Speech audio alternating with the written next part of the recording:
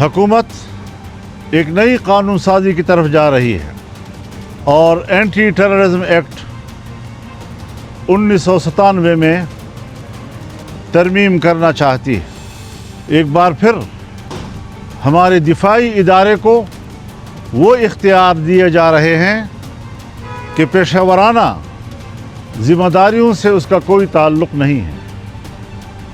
پہلے نیب سے شکایت تھی، اس کے اختیارات کم از کم کیے گئے، لیکن آج دفاعی ادارے کو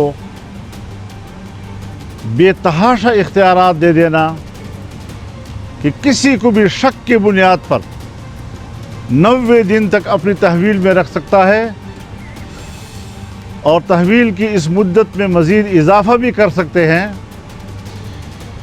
میرے خیال میں یہ ایک سول مارشل لا ملک پہ قائم کرنے کے مترادف ہوگا۔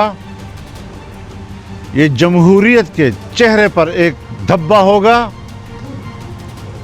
میں نہیں سمجھتا کہ پاکستان پیپلز پارٹی اور پاکستان مسلم لیگ نون جو جمہوریت کے علمبردار، ووٹ کو عزت دینے کے علمبردار، آج وہ ایک ایسا ایکٹ پاس کر رہے ہیں کہ جو اپنے ہی ہاتھوں سے جمہوریت کے چہرے پر کالک ملک رہے ہیں۔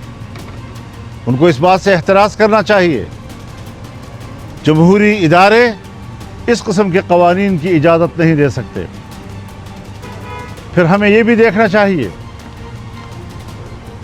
کہ 26ویں ترمیم میں حکومت بیٹھے، حکومت سوچے کہ 26ویں ترمیم میں کن کن شقوں کو واپس لینے پر وہ آمادہ ہوئی،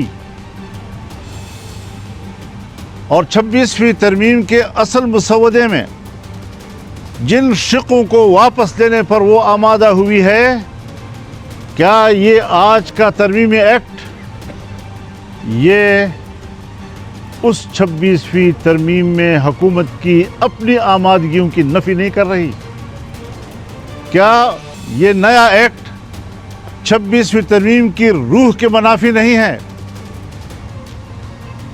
کیا یہ آئین کا تقاضا ہوگا کہ کل آپ نے 26ویں ترمیم میں وہ سارے کردار واپس لے لیے کہ جس سے ہمارے آرمڈ فورسز کو سول کے اندر اختیارات میں اضافہ مل رہا تھا، آج دوسری طرف سے آپ نے ایکٹ پاس کر کے اپنے ہی اس عمل کی نفی کی ہے؟ یہ آئین کی توہین ہے، آئین کے 26ویں ترمیم کی توہین ہے، پارلیمنٹ کی توہین ہے، جس نے کہ یہ 2-4 روز ہوئے پاس کیا اور آج آپ اس کی نفی کر رہے ہیں۔